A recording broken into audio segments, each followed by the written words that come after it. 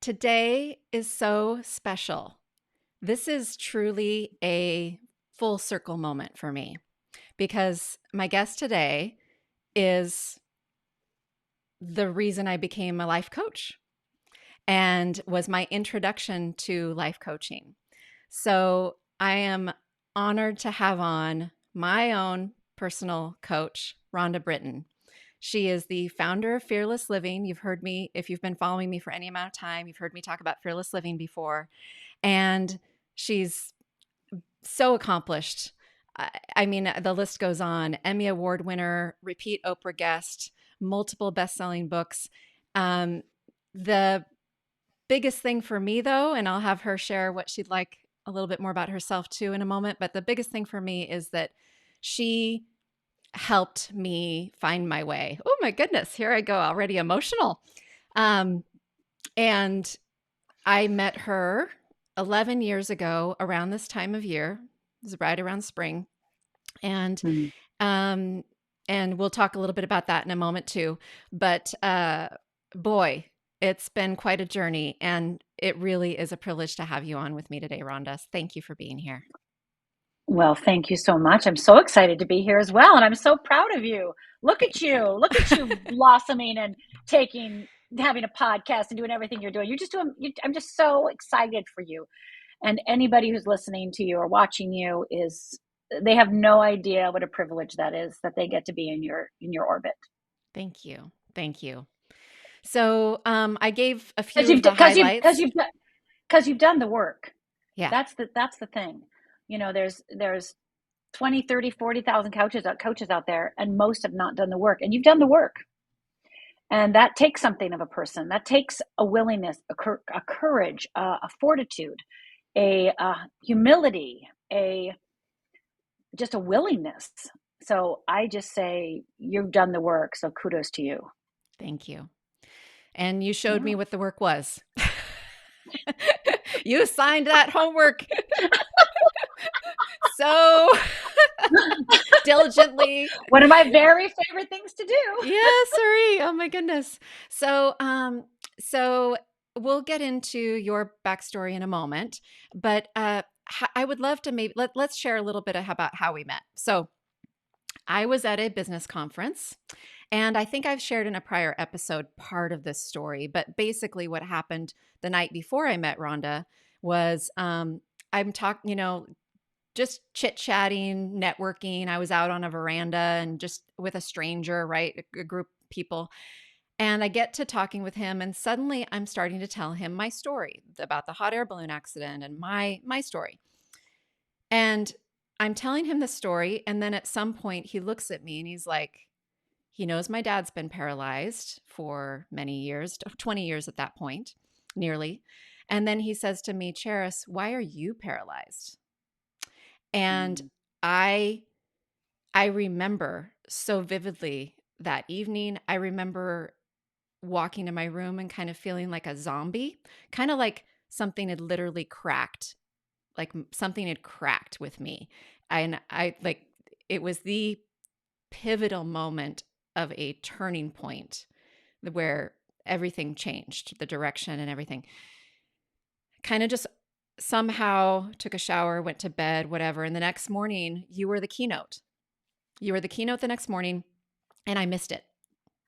And I was, you were the keynote, and I missed it. Bummer for you. Bummer for you. Oh, totally. Totally. And I'm I'm so glad they get to hear your laugh because your laugh over the years has been one of the most wonderful things. I just love your laugh.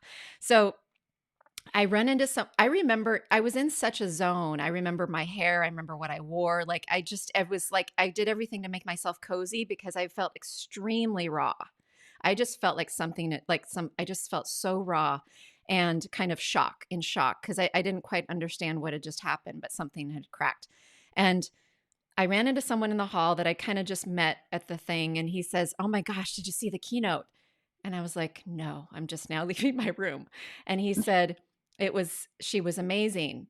And she had quite a family story, quite a story. And I was like, I heard the word family and a story and a big story. And that got my attention. because my is a family story. And I was like, oh, okay. And then later in the day, all I remember that moment and then seeing you in the foyer and knowing that it was you. And then I just remember just like magnetically like beelining for you. And my memory, we'll see what you remember, but my memory is I just went up to you and was like, just like practically grabbed you and was like, I missed you speaking this morning. I heard you have this story. I have this family story and I want to know what yours is. And I just was like just hungry and desperate for something. And I felt like you might have it. And then you told me your story, which I'll have you share to everyone else. And then I remember being stunned and then feeling like, oh my God, she might be able to help me. She might get me.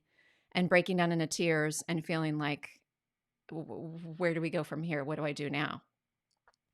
So that was the beginning. And I remember saying, well, the accident happened over 20 years ago or nearly. What, like, I've been functioning. Everything seems fine. What's the deal? I'm at a business event. I just launched a product. Everything's fine. Everything's good in my life. What's wrong? What is happening? And you said something to the effect of, you're right on time. It's right on time. And hey, do you want to have a call? I'd be happy to talk with you. let's let's sort Mm-hmm. this out. So that's my memory. So I would love for you to share your family story and anything else that you remember about that first moments together. Well, I will say that you were, because you're a doer, you're a doer, you're an action taker and a recovering perfectionist. And it, I remember it as you do, and I will add this to it, is it was, you were trying to not do it, but you were like checking off something on your checklist, like, oh, Rhonda might be able to help me. I'll go talk to Rhonda. And so, I mean, I could just, we can feel each other's energy fields, right? We can feel each other's energy. And it was clear that you were a perfectionist. It was clear that you were frantic. It was clear that you had not, I'll just say, because we talked about doing the work earlier. You hadn't done the work in order to integrate what happened to you. And that's most of us. And when I said you're right on time, many of us don't begin to heal what happened to us in the past till 10, 20 years later. We think we did. We think we have, just like I thought I forgave right away. But my true forgiveness happened 20 years later when I had opened my heart enough and done the work enough to actually be humble enough to say, oh, wait a minute. I thought I was fine. Just like you said, right? I'm fine. Everything's fine. Humble enough to go, okay, why don't you actually tell yourself the truth? And it's not as fine as you would like it to be. And you keep on managing your emotional life. You keep on managing things, but you aren't living the life your soul intended. So, so I think that's, when I said it's on time, I would just say, anybody watching us or seeing us right now, it's probably their time, right? They're here, they're with us, and there's something within them that maybe they've done some work, maybe they've done a lot of work. And, the question is, then what is your next step of undoing, right? What is the next step of undoing? What is the next step of unfolding? What is the next step for you to, live the life your soul intended, for you to become who you were meant to be all of it? And that's, by the way, a life process, but that moment of yes to you, not yes to your business, not yes to your husband, not yes to your dog, right? Not yes to your mom, but yes to you. And I think when we're independent, strong, financially successful business owners, right, like you and I, we're under the illusion that proves we're healed, that proves we're okay, that proves we're fine. And in fact, I always like to say that our business is really our spiritual journey. So when we're in business, we're actually on a spiritual journey, and our business is taking us through that spiritual journey. So, I remember that day, and look at you now in your spiritual journey, Yeah. getting all fearless. It Well, I also think people don't know what fear and fearlessness is, right? I just don't think they understand what it is, really. I mean, they say the words, but I don't think they really quite get it, right? Because I don't think in the culture that we live, I don't think it's really discussed in a way that is um, accessible and humanized. And it's more like, do it, you can do it, make it happen. And that's not, has anything to do with freedom. It has nothing to do with fearlessness. It has nothing to do with any of it. Yeah. People hear fear and they think of fear of heights, fear of snakes, fear of spiders, and it's it's all the little stuff. We know we don't label it as fear. I didn't, not when I met you, No, and no, I but didn't it's all either. the stuff that is keeping everyone listening here from taking the step to do something they really want to do, taking the step to quit something they really want to quit, taking the moment for themselves. All of that technically, if you really look at it, is fear, and that's what we're trying to bring out to the world. And Yeah. I mean, just think of the thing about balance. You talk about balance, and um, even just flirting with that term, balance. Just flirting with the term. If you're flirting with the term, you already know that there's something not working in your life. And then most people go, yes, but I can deal with it. I can handle it. I can do it. Right. And then they take little tiny steps towards balance, but that's not really the balance they seek. Right. They start with water. I love water. Water's good. I like water. Water's good. Right. But, it's like when you're seeking balance, you're actually seeking an identity shift, right? You're seeking a way to see your world differently than the way you are. It doesn't mean you quit your job. You may not quit your job at all, or you may, we don't know. You might start your own business. You might, lots of things may change and nothing changes, because that's not what it's about. It's not about moving the chess chess pieces, right? It's not about moving the chess pieces. It's about literally changing the game. that's beautifully said. Yeah. And I talk about, I think what I used to do too goes along with the checking things off the list and the perfectionism and that stuff is thinking of balance as a one and done, or an equation of my life. This many hours of this many hours of this. If I do this many times a week. Yep. I remember you even asking Yep. me, an ideal day at one point in a session, and I was like, or an ideal week, and I was like, well, I would work out this many times, and I would do this, and I would, and it was this equation. And now, oh my gosh, not even close. Like, I don't even follow a plan that I make for myself in a week, to be honest, most of the time. And it is so much better for me. I'm not saying everybody has to be this way. Balance is different, I think, for everybody. But the way my whole perspective around all of this has shifted, and it feels like it's been it's been what's it called? When it gets more intense. Like if I look back over the last year, the growth and the understanding compared to the prior, I can't think of what that's called. When it Yes. ramps Yes. up. Yes. Yes. Yeah, really Yeah. Well, fascinating. yeah, because you started a new business, right? You started a podcast. You started a program. You started doing things that now has you more visible and more, I'll just say more visible. More people hear what you say, hear what you think, and that is a risk. And for many people, it's one of the biggest risks of all. So when you are taking those risks, it is going to feel intense, even though the risk is a series of tasks that you can do. Right? You knew you could do a podcast. You're really good at tasks. You're really good at ABC. You can do all that, and that's how most people that are seeking balance are really good at that. And so nothing is impossible because they know how to check things off the list.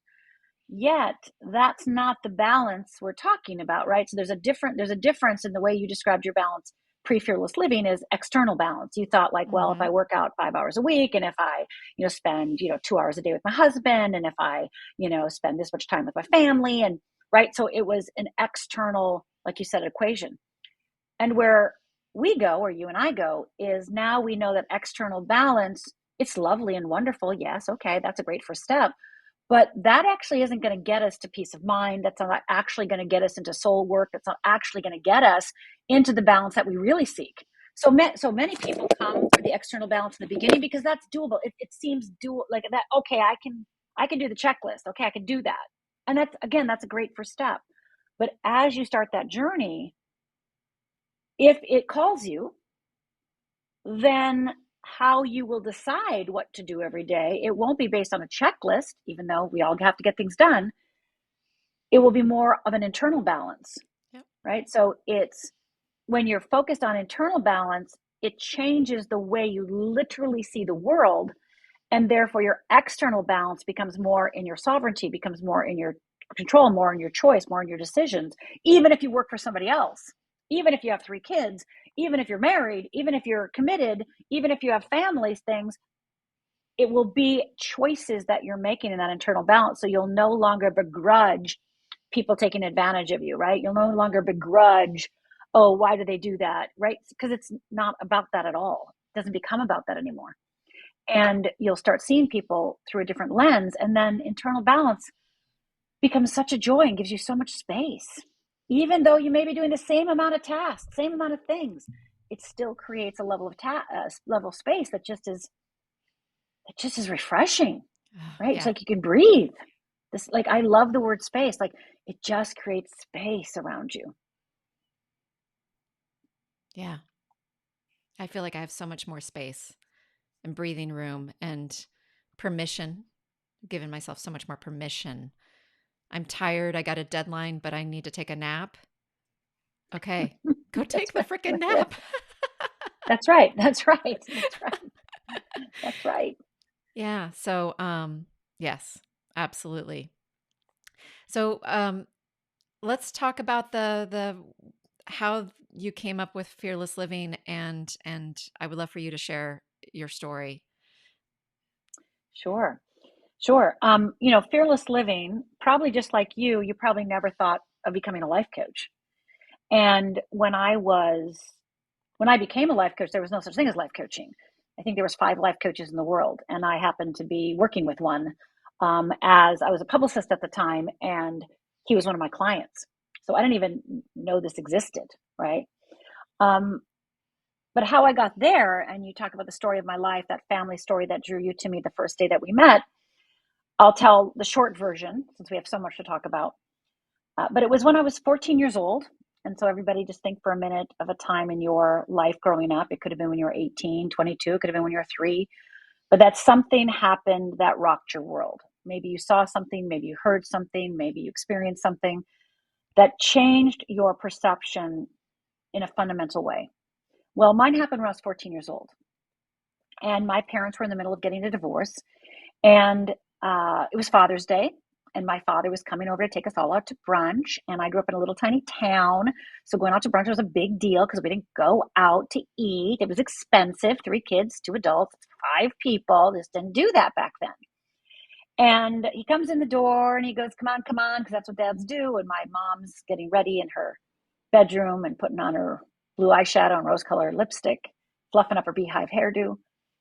And me and my mom start walking out to the car to go to brunch, and my dad again yells to my sisters. My 2 sisters are in the bathroom fighting it out.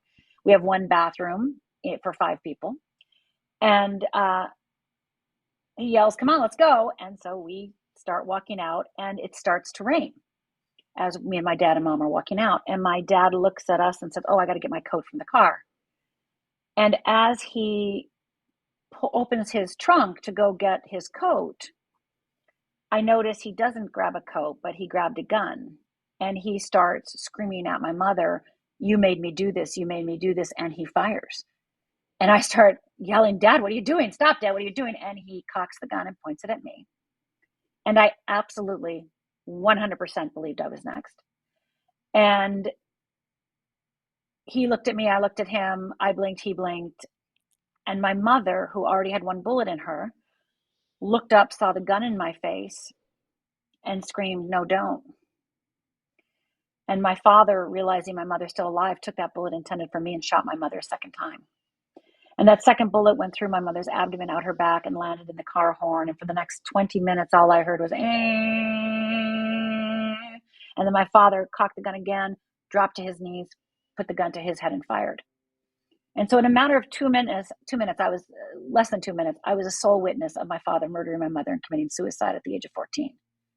Now, I don't know how most people would respond to that, but this is how I responded. It's my fault, right? I was the only one out there physically. I was the only one physically out there that could have grabbed the gun, the only one that could have kicked his shins, the only one that could have jumped in front of my mother, for God's sake. I didn't even jump in front of my mother, right? So here, when that happened, it was definitely my fault. And so from then on, I was a straight A student, continued it up in high school. But the minute I hit college and nobody knew me because I went to a school out of state, I started drinking to manage my emotions. Over the next 10, 15 years, I became an alcoholic, three DUIs, spent some time in prison, and 3 suicide attempts. And it was my third suicide attempt that I realized something. I'm not very good at killing myself, that's first. But 2, I have to find another way, because all the things I'm doing are not working. Now, mind you, those years that I had the suicide attempts and DUIs and was an alcoholic, I actually went to workshops. I'm a ferocious reader ever since I was little. I would read self-help books and spiritual books by the time when I was 12 years old. So all during the time that this was all happening, I was trying to help myself. I was trying to save myself, right? I was trying to figure out, right, what was wrong with me. And it was only after that third suicide attempt when I remember going to my apartment. I lived in a studio all by myself, which, by the way, is not a good idea if you're suicidal. And I remember just kind of gliding. I was leaning against the wall and I kind of glided down and I sat on the floor and I said, I have to start over. And I thought to myself, this is the first starting over exercise I came up with, because starting over didn't exist at the time. That's a television show I was on for three seasons and 500 some episodes. And I said, well, what do you do in kindergarten? That's literally what I said to my, what do you do in kindergarten? Well, you get stars and a calendar. So that's what I did. I got a calendar. I got some gold stars. And for the next 30 days, anytime I did anything that made me worth living, kept me living, I gave myself a gold star. And I still have that calendar. And things were like, got angry, but didn't break anything, right? Like that's the level of anything good, right? I remember reading it recently. I'm writing my memoir right now. So I'm looking at all my old things, and I pulled out my calendar and I read some things, and it's just, I just look at that. I look at her and I just want to kiss her. I just want to kiss her because she got me here, right? She courageously took those scary, scary, scary steps and was willing to look at herself and go, angry and didn't break anything. Good job. Like, right? Good job, Rhonda. Yay. Because that's where I was, right? And after the 30 days, I remember looking at the calendar and going, there's a reason I can live now. I have a reason. I have a reason to live. I'm good enough to live. And from there, I got deeper into my journey, of course, my own personal journey, spiritual journey, emotional journey, mastery, et cetera, and never thought I'd become a coach. And then I owned my own PR agency. That was many years later. Many years later, I opened my own PR agency. And one of the first coaches in the world was my client. And he would always tell me, oh, you're going to be a better coach than me. And I'd look at him like, I think you forgot about my past. Father killed mother, 3 DUIs, 3 suicide attempts, a little time in jail. Don't think anybody wants to listen to that. And I really, really, really believed that. I 100% believed that I did not have a right to say one thing, to share say one thing about anything about how to live your life because of my past. Even though I hadn't lived that past for probably by this time, 5, 6, 8 years, that was still my guilt and shame. And, that I again, it took away my past took away all my rights to be who I was meant to be. I didn't know it at the time, of course. And so you asked me how I started Fearless Living, and it actually happened in the office of my client. I was sitting on the couch and he was at the board and we were brainstorming some ideas. Because again, I didn't know how I knew how to do this, Charis, but I knew how to create workshops, never had before. I knew how to get him speaking events, which PR, I knew how to do that. I was selling for him. What was that about? I mean, I was literally creating all his programs. I did not know how to do these things. So clearly there was some sort of innate ability, right? And I'm at his house. I'm on the couch. He's on the board. We're brainstorming. And all of a sudden, on the right-hand corner of the ceiling, where the ceiling and the wall meet, a cloud came out with a book on it. And the book opened, and it went like this.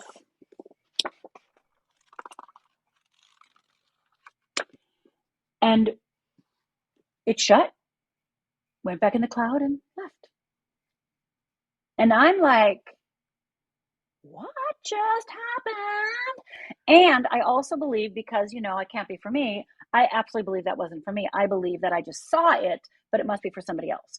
So the first thing I did was turn around to see if somebody had entered the room, because clearly somebody had entered the room because it wasn't for me, right? And I literally did this. I was like, okay, who came in? No, nobody. Okay, well, that was weird. And then I looked over at Paul, and I'm expecting him. Then it must be for him, right? And he's talking away, hadn't broken a sentence, just keeping on going. And I'm like, that was for me, right? Because there was nobody else there. And in that moment, I had the answer to every question that I've ever asked. And I knew the answers to everything, which was mind blowing. And the good news is I actually had an appointment with my minister the next day. And I ran thank God, right? And I run to my minister and I go, this thing happened. And she's like, oh, just casually, oh, you got the call. And I'm like, the call? What are you talking about, the call? She goes, well, you got the call. And I said, well, okay, but I still have, I never graduated from college. I still have 3 classes left. Again, remember, I'm a DUI suicide girl. Of course I have 3 classes left. Of course I don't have my bachelor's yet. And I said, so I have to go get my bachelor's, then I have to go get my master's, then I have to go get my PhD, and then I have to write a book. So I'll be ready in about 7 years. I literally said this to her. Like, I can't tell you how many times. And she looked at me, she goes, well, you wouldn't have gotten the call unless you're ready now. And I'm like, no, you don't understand. Got to go finish my bachelor's, got to get my master's, got to get my PhD, and then I'll write a book. So I'll be ready in about 7 years. And she just kept saying, you got the call. You're ready now. And that was very difficult to believe for me. Very difficult to accept. It took me many months to embrace that and to believe that I had any right to share my journey, share what I knew. Because I'd, again, taken so many workshops, so many classes, I'd been mentored by so many people. So it wasn't like I didn't know how to know a lot of things, but I just didn't think I had a right to tell anybody else about what I knew.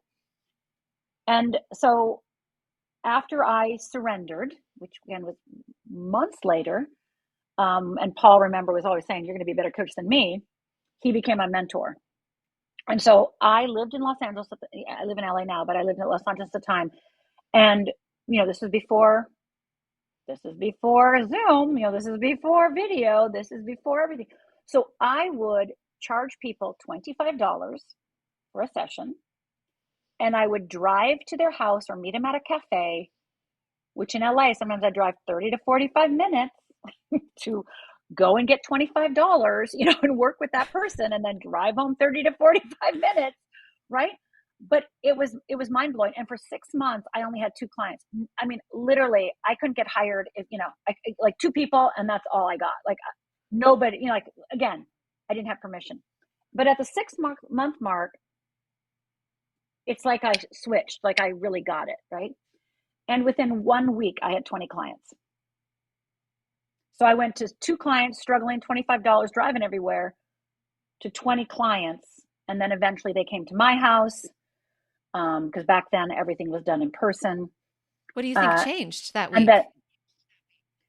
week? I really understood. I understood what I really did.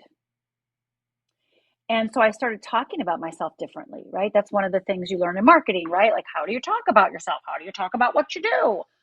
Well, I realized that I could solve people's biggest problems. And which is audacious, audacious to say right now, but I knew that. I knew it. And so when I would meet people, instead of going, "Hi, I'm a life coach and I do A, B, and C," they go, "Hey, what do you do?" I go, "Well, I solve people's biggest problems." They go, "What?" I go, "Hey, you have a problem that keeps recurring and you can't get over it?" I go, "That's what I do." And they're like, "What do you mean?" I go, "That's what I do. I help you solve your biggest problem." And of course, then everybody wanted to know how to solve their biggest problem. And remember, by this time, it wasn't much, there was 5 life coaches in the world when I started working for Paul. There might have been 8 when I started being a life coach. I mean, I'm sure I'm in the first 10 life coaches in the world. And this is not talking about executive consultants who then start calling themselves coaches. I'm talking about legit life coaches, people who actually didn't just change their name because the industry changed. Because that's most coaches. Many coaches, the old coaches, are consultants and they just call themselves coaches. So that changed everything for me. And then I started. Somebody asked me, my first client asked me to teach a class, and I was like, "Oh, no, I don't do that. I do one-on-one work. I don't teach. Oh no, I don't do that." And she kept bugging me, and finally I was like, "Okay, I'll do it for one time for you, but that's it. Don't ever ask me again." And then I got in front of this 4 people in her company, 4 people, and started teaching, and I was like, "Okay, this is fun." So then I started doing workshops once a month in my home, and then I started speaking because, oh wait, well, I got to speak if I want people to come to my workshop. So then, it just evolved, and then I was speaking and teaching, and then everybody kept going, I got to give you my cousin and my sister and my friend.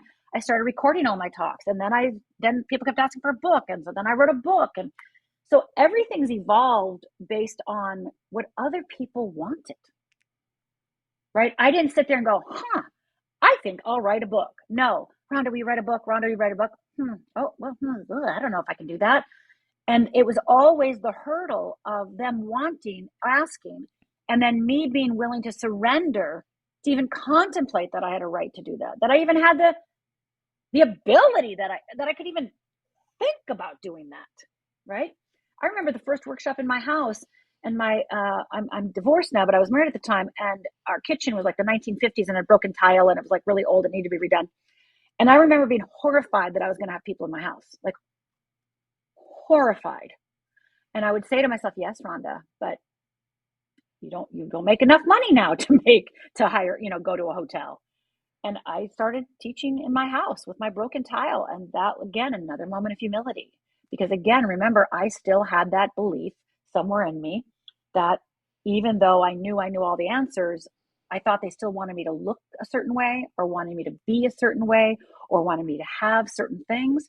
And of course, in this culture with TikTok and YouTube and all the social media, that is very much true. People are attracted to people who have the things they want, not understanding that that may or may not be what they have inside. Mm-hmm. Mm-hmm. So here I am, 4 books later, 3 TV shows later, Fearless of an Institute later. I think I've created probably, gosh, I don't even know how many classes, 40, 50, 60 classes. How many workshops? I don't know, a lot. Because I'm a creator, right? I want to share what I know. I want to share what comes through me. I'm a creator. So I am always, I always say, if you hear me speak once, which you could attest to, probably Charis, if you hear me talk at a talk, let's say it's called Fearless Living, once, trust me, the next time you hear it's going to be completely different. Yeah. Yeah. And don't ask her to repeat what she just said because she will not remember. So that was a long story of, how I got from my parents dying to me sitting here today with you. Oh, I had not heard all of that story. That was really fun. I'd heard pieces, but not the pivotal piece with the cloud. I was like, where was that? It's so funny. Well, Charis, because I really haven't talked about that, and Okay. talking about transparency and authenticity in the last year, I've been like, I'm just going to start telling the story. I'm just going to start telling what that was, that moment that really called me forth to come forth. And then again, just because I had that moment, I had to say yes to that moment, and it took me many months to do that. And when I do share it, the few times I had one person come up to me. They go, "Oh, I had something like that, but I just thought it wasn't for me, and I just went and got drunk that night." Because they thought it was crazy talk, right? So I think we have more magical moments, miracle moments than we attest Oh, that we really own, because we just kind of blow them off and kind of be like, "Well, that I must be man. I can't. That's ridiculous." But again, thank God I had the appointment with my minister the next day, who just kept saying. I mean, who knows what would have happened if I would have talked to a different person about it the first time, right? right. And that Right. really talks about how you have to be surrounded and choose your mentors, teachers wisely. Well, it makes me think of a moment. I someday I will share that happened when soon after I'd started my coaching training program with you because I got certified through Rhonda's organization. And I came up with an excuse of why I needed to become a life coach. It was because it was going to help me with my current team and my relationships and all these things because I couldn't give myself Oh permission that I yes, might want. and I'll let you believe that. That go you knock yourself out. If Yeah. that's why you're going to do it, sure, sure, okay. I mean, I can't tell you how many people have come to the life coach certification program at Fearless Living, and they're like, oh yeah, well I'm learning this for my kids, or I'm learning. And again, that's a Hmm. great reason. Or oh, I want to learn it for my team, or I want to learn it to to handle my family better. I just want to learn the skills, and the only way I'm going to really embody them is through the coaching program. And it's like, well, yeah, it's a good point, because you have to work with clients. You really have to get it. You have to really, really do the work, really at a higher level than anywhere else. And then I think of Susan, who was like, oh, I'm never going to be a coach, and graduates and like, well, maybe I could be a coach. So people come to coaching for different reasons, and it doesn't matter why you come, and then the reason will be revealed to you when you're ready for your next step. Don't wait to be like, well, I have to know everything before you take the step. No, you must take the step, and then the next step will be revealed, and the next step will be revealed, the next step will be revealed. And that is how soul living works. Hmm. Yeah, and I guess there was a moment in something special that happened, one of those really magical that kind of sounds crazy stories that I'll share at another time that I think was a call, and I never thought about it that way until just sharing that with you, you sharing today. So thank you because that puts a different pin in that moment for me. Yeah, it's a Yeah, and just going back to balance, when people are craving balance, like I said, they're looking for some sort of identity shift, some sort of something. And it doesn't matter what the way in is, right? Balance can be the way in, or perfectionism can be the way in, or procrastination can be the way in, right? It doesn't matter the way in. It's just kind of owning whatever you think that quote unquote biggest problem is, and being willing to look it in the stare it in the face, and be willing to get the support and the mentoring you need in order to become masterful at it. And of course, get to know yourself better, because one of my favorite things is become your greatest advocate. So, if you are in charge of your own transformation, i.e., the one that's willing to say yes, then it doesn't matter how you enter the door, because you're already in the house. yes, yeah, yeah. Just get the foot in somehow, and it could just be even that first bit was just attracted to someone who had a family story and your vibe and your whole thing. And then when I spoke with you, and it was like, okay, that's my first whatever. So just, and I think that's what happens too. We each get people who are just kind of attracted to us for some reason, something relatable, something they just like about us, and they just want to hear us talk. And we'll take it, whatever will help at all. When I look back at, I think one of the biggest things that you helped me with was self trust, for sure. And I think that's one of the biggest things that and feeling my feelings, even understanding that I had them and acknowledge them and name them or start, um, because I I now can tell people and tell my story in the fact that I became so busy because it was easier to do that and avoid feeling my feelings in general.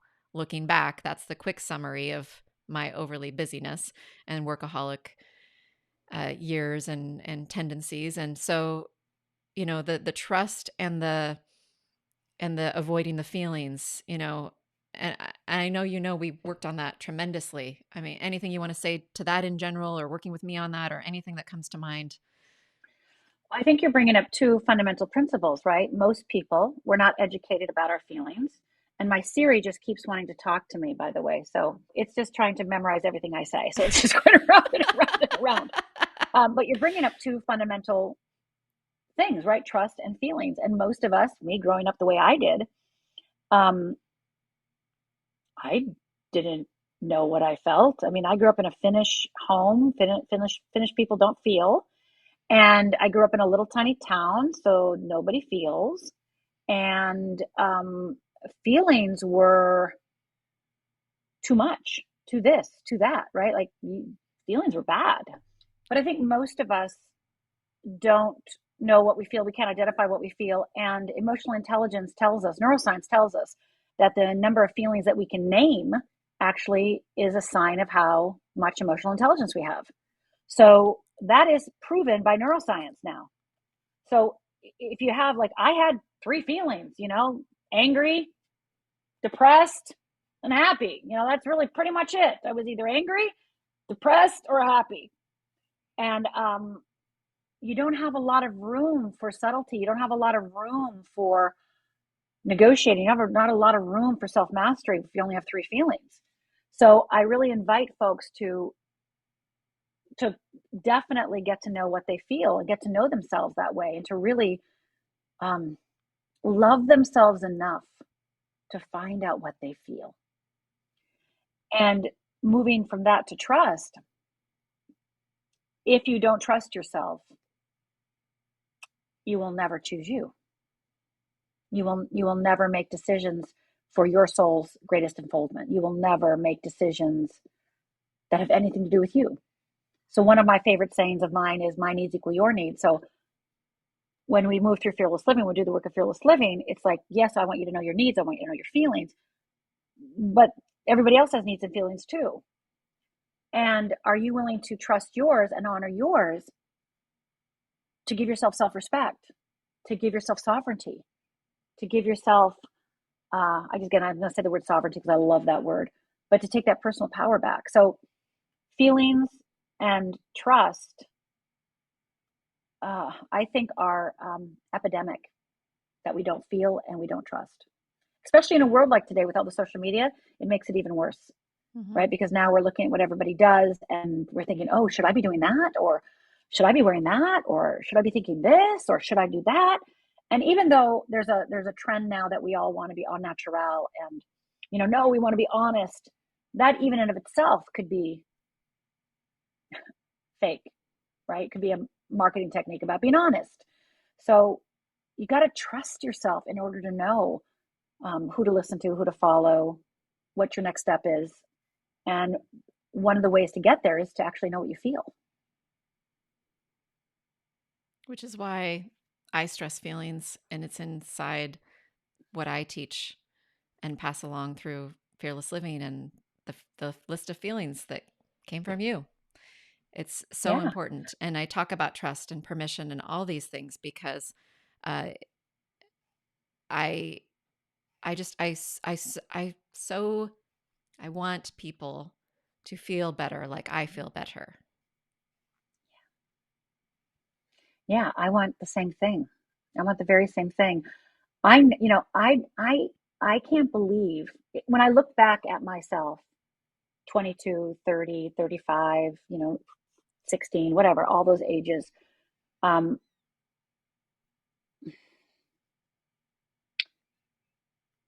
like I said earlier, I'm just so proud that she kept going, right? She was so lost, but she just kept going. She didn't know what she was doing, right? She didn't know what she was doing, but she just kept going. And, that's what I want to say to everyone listening to us right now. It's like if you're listening, you are moving forward just by listening to Charis and myself right now.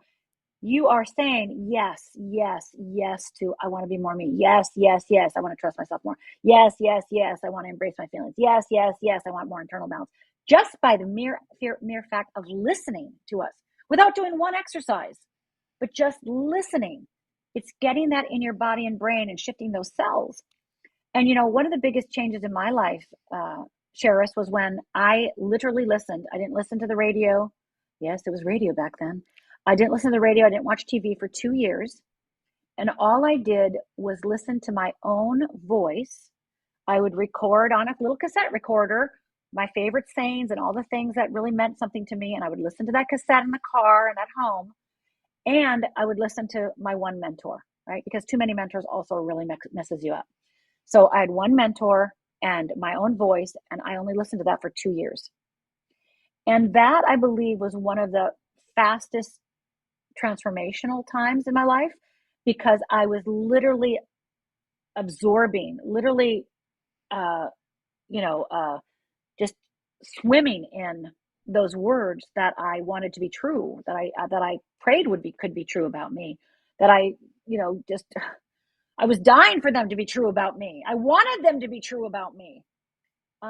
People would say they saw things in me and I'd be like, I don't know what you're talking about, right? And I wanted to see what they saw in me. I wanted to be those compliments. I wanted to believe that I could be that.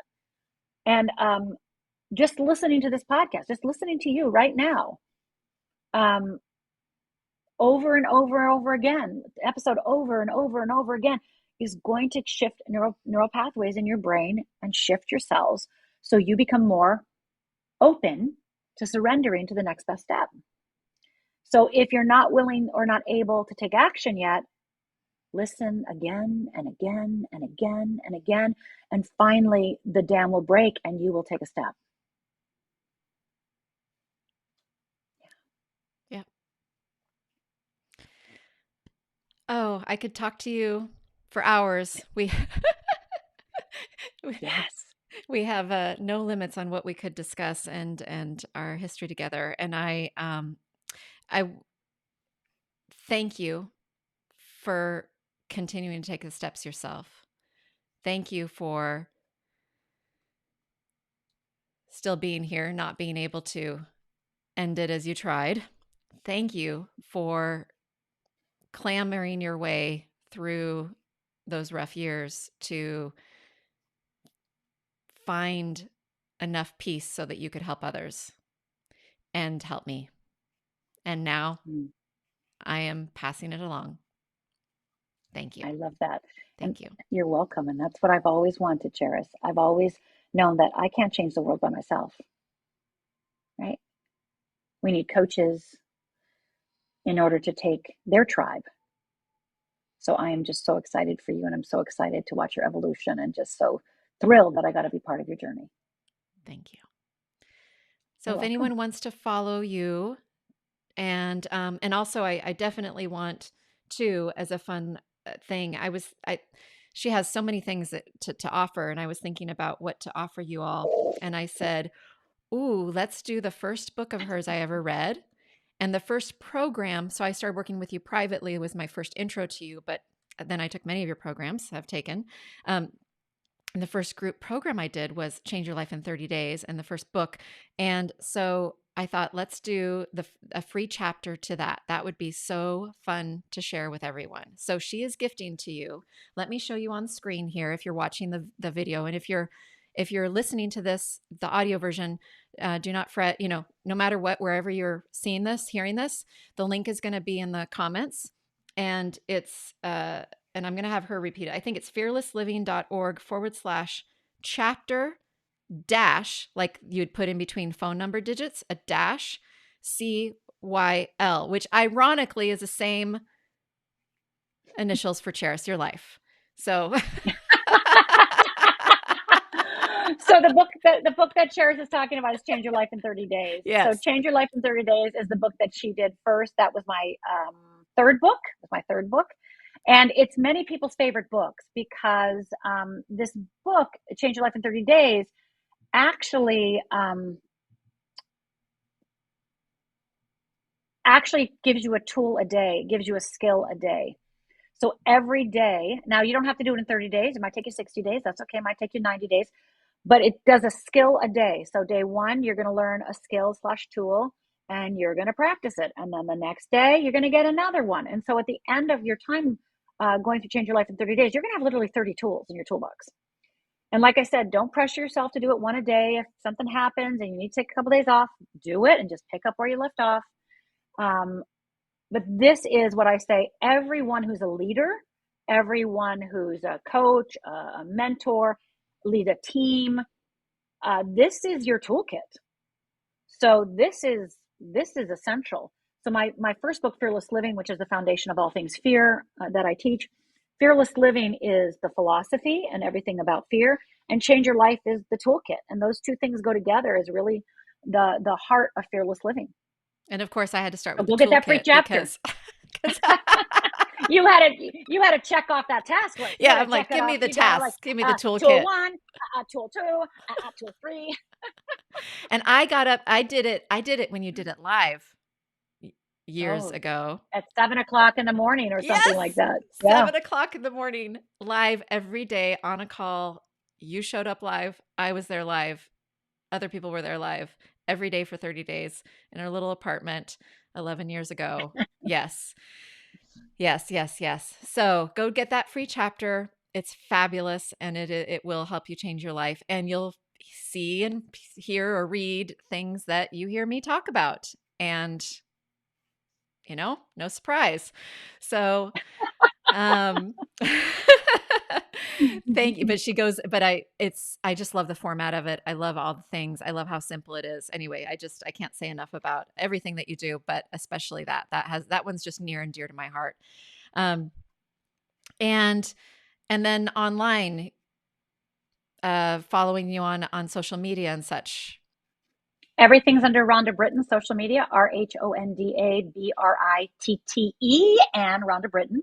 So TikTok, Instagram, YouTube, everything. Just look Rhonda Britten, YouTube, Rhonda Britten, TikTok, right? Just it goes to Rhonda Britten. And Facebook as well, everything Rhonda Britten. And then my website is fearlessliving.org. It also can be Rhonda Britten, because if you just put Rhonda Britten into Google, you will find me. So RHONDA Britten, BRITTEN. There's no way not to find me. Fearless Living, Rhonda Britten, you are going to find me. Okay. And I love to close with a quote. And so Rhonda is going to share something here now with us.